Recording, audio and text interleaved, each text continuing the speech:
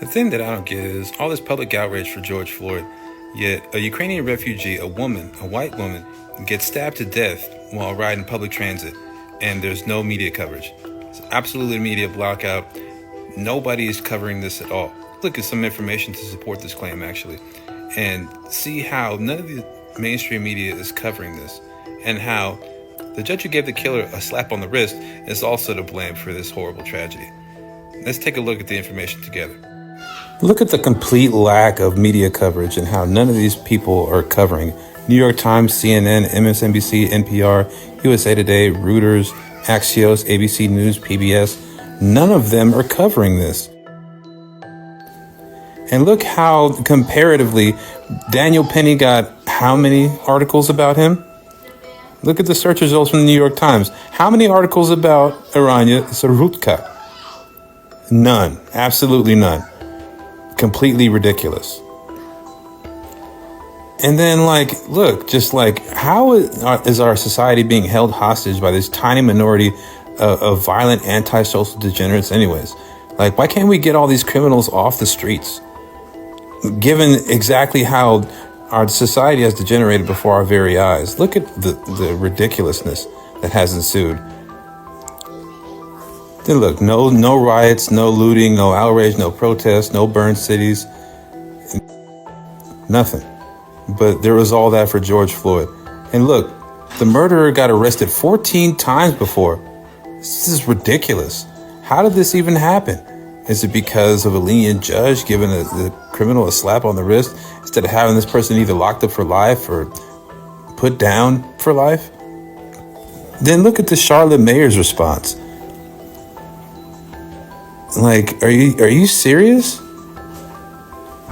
Look at his record, and then a pat on the back for not disclosing it to the media. These people are sick. Failing to properly punish him, and they failed Aranya Sarutka and North Carolinians. This is ridiculous. How are these elected officials not held accountable? Accountability has to be a thing, especially considering what happened. Look, V. Lyles is her name, the mayor of Charlotte. She didn't speak about the justice for her. She didn't demand accountability. At 14 arrested, this man was allowed to slaughter a 23-year-old on public transit. This is absolutely ridiculous. Where is your empathy? Where is your compassion? Where is your soul? This is somebody's daughter. And now she's gone forever. She won't be able to get married, have kids, say hi to her friends. This is the judge who last released this monster, actually. Her name is Teresa Stokes. She is also the director of operations at Second Chance Services, a mental health treatment facility. Oh, what do you know? Is anybody starting to connect the dots yet? You can't make this shit up. There's actually a GoFundMe for this guy. Can you believe this? Raise funds to stop the injustice against him? What injustice? Him murdering someone? Look at this guy. Ryan Nicholas Rangham organizes fundraiser. You gotta be fucking kidding me. Remember how we said there was the media blackout? Look at Wikipedia actively trying to delete the article. They don't want you to know this information. Let's get it out. And Stephen Miller is exactly right when he says what he says here. The Democrat Party at every level, judges, politicians, academics, nonprofits, is organized around the defense and the protection of the criminal, the monstrous and the depraved. The more vile the threat, the more vociferously the Democrat Party works to protect and enable it. I totally agree. Which leads me to this. Recap everything that we've learned during the course of this episode. There's been a media blackout from all the mainstream media, and none of them are covering this at all.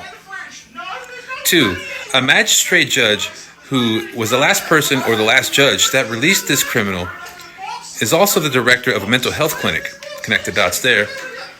And then also, the mainstream media is leaning towards the white on black crime and not the black on white crime.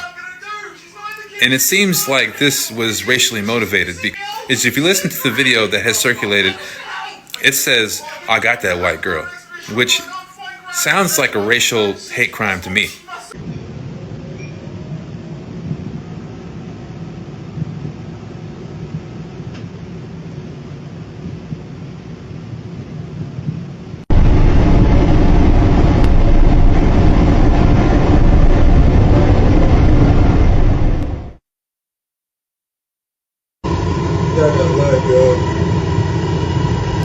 Let us also not forget that was a GoFundMe that was established for this sicko.